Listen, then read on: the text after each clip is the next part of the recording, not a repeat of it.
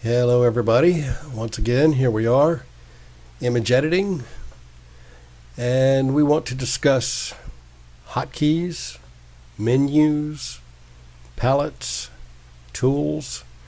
Just try to do an overview of everything that Photoshop has here. What are we looking at right here, and how do we navigate this field of Photoshop? As we showed in the last tutorial, let's just go ahead and create ourselves a new file. Go to File, New, name it whatever you want. Hotkeys, maybe, doesn't really matter because this is just about the menus, etc.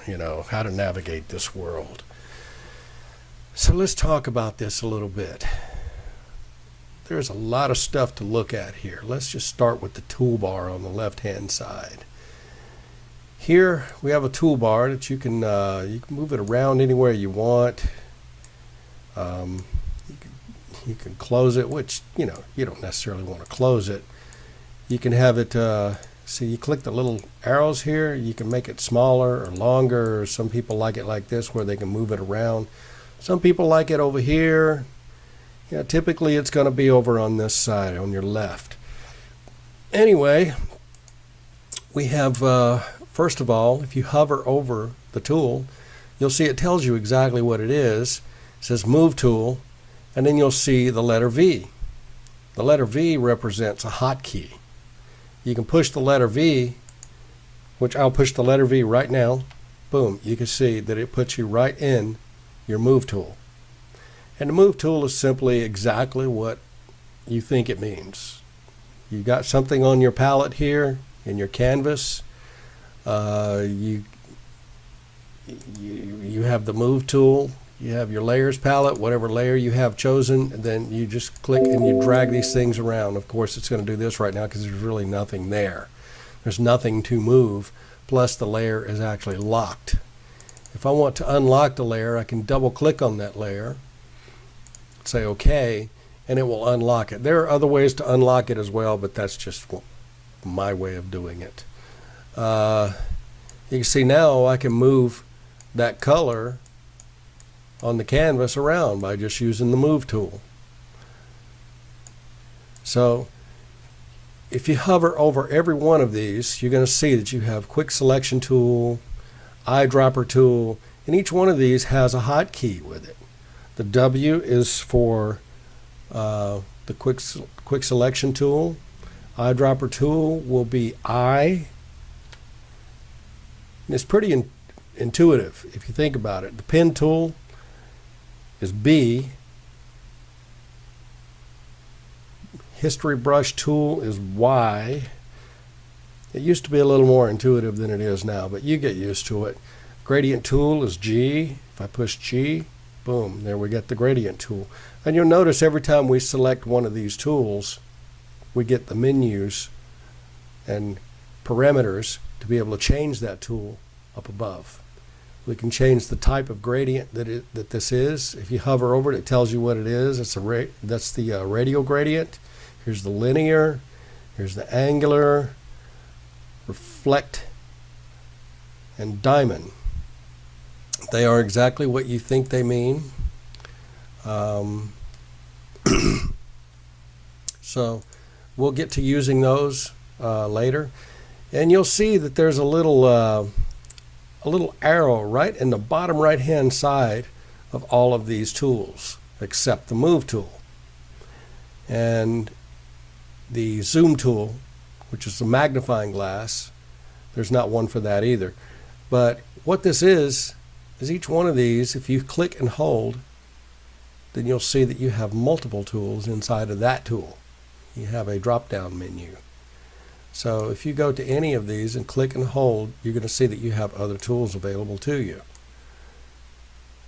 There's all your various text tools. You can type horizontal, you can type vertical, you can type horizontal type mask tool, vertical type mask tool, etc. You have rectangle tools, elliptical tools, polygon,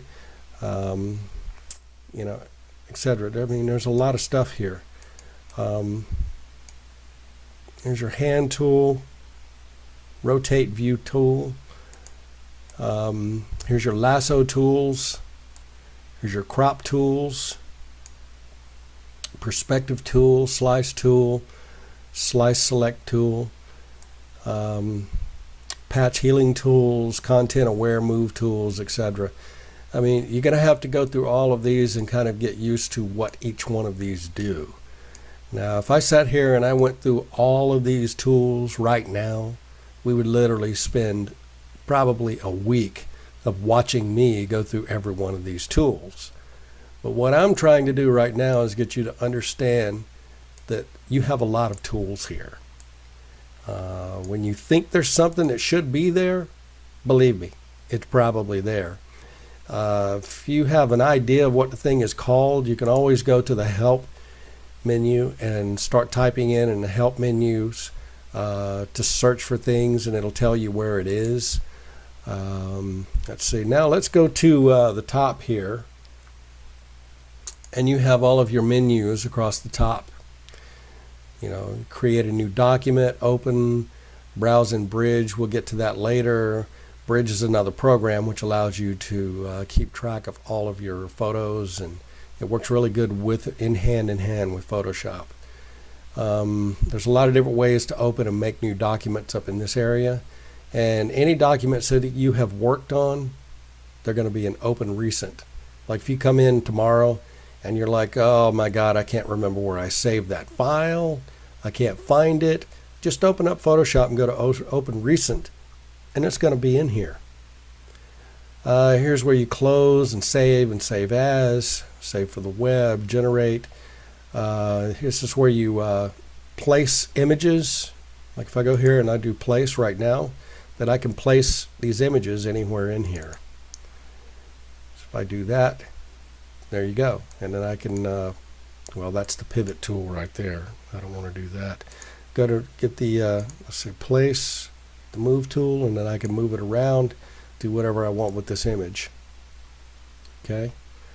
So, under File again, you have import abilities, export abilities, automation, scripts. This is for more advanced use. You can get file info, and it'll, you know, you can put in here like metadata for the image that you're working on, so that you can put copyright notices in there, and it puts this information in the image without actually showing it on the image. It's called metadata. We'll get into that stuff later too. So then you have your edit menus here. Just about anything that you need to edit, and as far as edit modes are concerned, is going to be under your edit menu. You can change things about your menus here. You can change your keyboard shortcuts to stuff that you like. Here's all your preferences for Photoshop, sync settings. A lot of this stuff is for advanced users, but I'll mention it just so that it's kind of like in the back of your brain.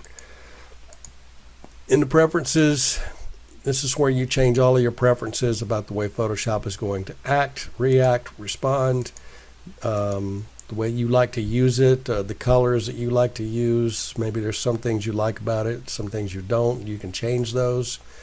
If you go to interface here, you can even change the interface color. See how the Photoshop lightened up? That's the way it used to look back in the old days, but people figured out after a long time that staring at the monitor for hours and hours and hours on end, your eyes get kind of tired when they're staring at bright colors.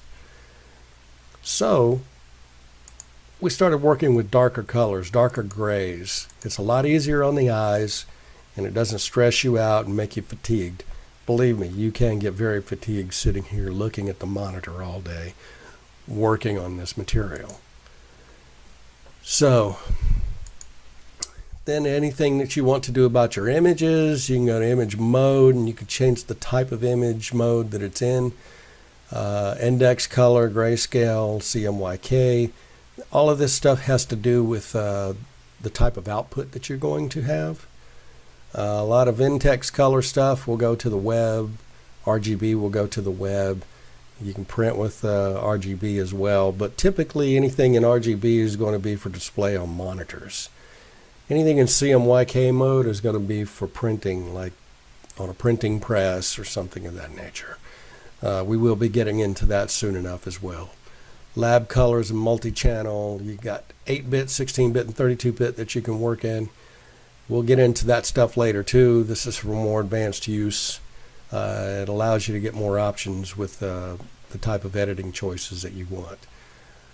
You can make adjustments to your images by going into these things here, changing some things about the images. You know, there's just so much that you can do, so much to cover. I just kind of want to go over a lot of all this as quickly as possible so that you kind of get used to seeing the menus, seeing where all this stuff is, and how you're going to be going about finding all this stuff. So this all has to do with your layers and your layering and what you want to do with anything that has to do with your layers over here on the right hand side in your layers palette. You can see right there, it says layers. You got layers, channels, and paths. Anything that has to do with layers, this is where you're going to go and look for that if you can't find it over here in the layers palette. Type, this has to do with working with type. Like yeah, a lot of you may have used Microsoft Word and things of that nature, programs like that. You got a lot of the same capabilities in Photoshop with type, just like you do in Microsoft Word, but you can go a lot further than that in here, believe me. Anyway, here's your selections, how you choose to select things, various, we will be using these as we go.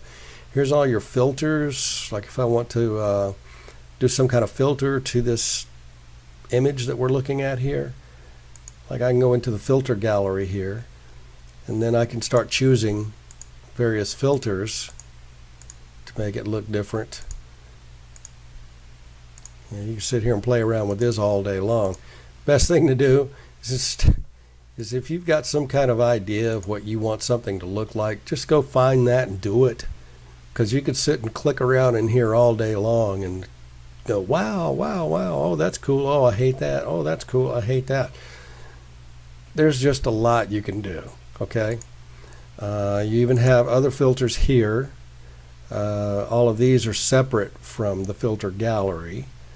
Let's see here, stylize, emboss. If I wanted to emboss that image, see, then you have that capability as well. Anyway, let's move on to, this is all the 3D stuff here, which is for more advanced use. We will probably touch on some of the 3D stuff in the near future. This is where you can choose what you're viewing in your canvas. Like if I put guides on my canvas for alignment, you see I can pull out guides to keep myself aligned, and if I want to put some type on there and I want to make sure it's on that line,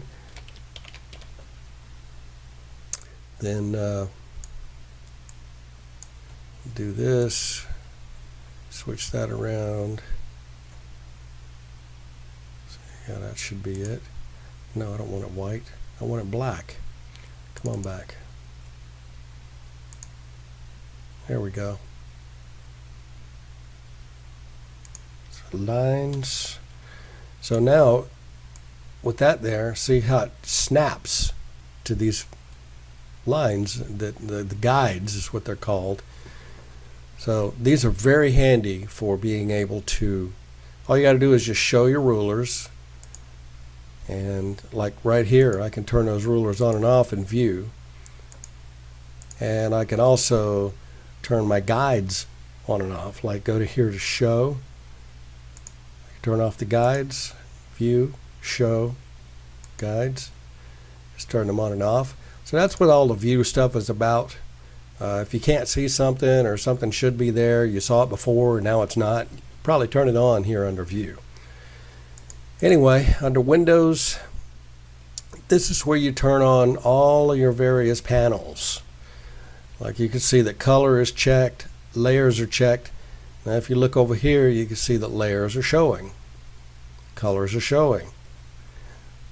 Properties. Here's properties over here on the bottom right hand side. Options, tools, hotkeys, adjustments. Here's my adjustment layers here. So whatever is turned on in here is going to show up over here. So let's take brush. Got the brushes here. You can drag your brushes over and put them in with anything else, all your color stuff, whatever, or you can put it over here. Whoops, let me put that back. It's the wrong one. Let's take that and bring that over here, and then see, I can make it a little tiny movable tool palette that way.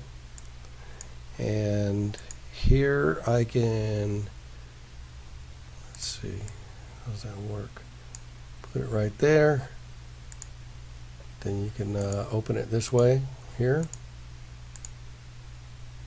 or I can bring it and put it here, and then when I click on it there, it opens up. So you got a lot of handy ways of being able to fix your interface the way that you like to work. The longer you work in Photoshop, the more you're going to have your quirks, what you like, what you dislike, and the way you want to get things set. Here's your help menus. Please use your help menus. If you can't find something, go to your help menus and look for it. It's going to help you be able to teach yourself. You can also go online to Google and YouTube and type in things that you're trying to figure out. Like if you can't figure out how to use this tool right here, the eyedropper for instance, go in and just type in eyedropper in YouTube and see what pops up. What type eyedropper? Photoshop. You'd be amazed at what comes up. So you can teach yourself. If you're one of those people that can sit and teach yourself and learn by watching other people, you can learn by just going onto the internet. So anyhow, I think that covers just about everything. Over here on the far top right, you can see this says Essentials. Essentials is basically the essentials of the what you're looking at right now. The interface, the way it's set right now, this is set up for Essentials. Now if I want to go and set it up for painting, let's go here to painting. You can see that here's all your color swatches, here's all your brushes, your tool palette pops in line over here. So it sets it up for the basics of what you're going to need to be able to sit here and do painting work. Now if you go over here and type in photography, you can see that changes again. You get a nice histogram right here. You got navigation, adjustment layers. Let's type typography. See, you get all this stuff. This looks very familiar if you've been in Photoshop or Illustrator or Microsoft Word or anything like that. That's what all this is right here. Like I can go over here, choose lines, and then right here I can change the fonts to anything I want. So as I scroll through, you can see I get all these different types of fonts.